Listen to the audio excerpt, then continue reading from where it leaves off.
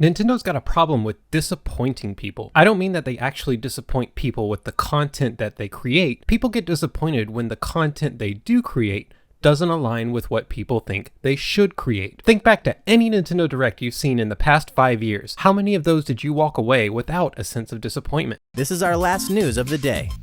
Chocobo GP races exclusively onto Nintendo Switch next year. It wasn't for a lack of good content, but rather, the game you thought was going to be announced was nowhere in sight. Breath of the Wild 2 was announced at E3 2019 with a teaser trailer, and we heard nothing for 2 years. 2 main directs and like 20 million minis later, and we had nothing. And every time, the response was the same: disappointed. This disappointment isn't Nintendo's fault, but rather the fault of the hype train. Through countless hours of research on Google and an outdated version of Microsoft Edge, I have compiled numbers into a graph that looks like this. We are most disappointed in Nintendo directly after a Direct, and least disappointed in them when we don't hear from them for a while. Why is that? I think a lot of people have forgotten why Nintendo started doing Directs in the first place. After the disastrous E3 2012 in which they showed off the new gaming tablet Wii U, the tablet expansion to the Wii. Wait, actually, what is this? Nintendo did a horrible job marketing the Wii U, which led them to changing their strategy to focus on delivering news directly to the consumers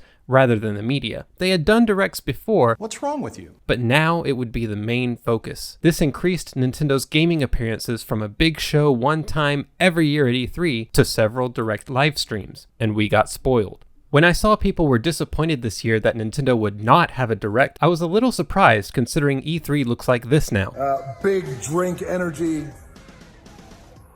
Always room for a cheesy joke. There's always room for the extra large cheese pizza. But even if Nintendo did hold one, people would still be disappointed, almost in a paradoxical way. Look at the past few weeks of Nintendo news. Xenoblade 3 presentation. Third-party Direct Mini. This Rabbids game was free for a week. They got a new professional eating competition Kirby game. Bayonetta 3 gets a release date, collector's edition, and a physical port of the first one. Chameleon Twist 2. Okay, maybe not that one. These announcements all happened over the span of just 3 weeks, and each time we got excited and our disappointment in Nintendo stayed abated. But imagine if Nintendo took all of these announcements, rolled them into one Direct, and played it for everyone to take in all at once. You already know the reaction. That was a disappointing Direct. Where was Breath of the Wild 2? Metroid Prime 4 update. When? Reggie killed Mother 3's localization.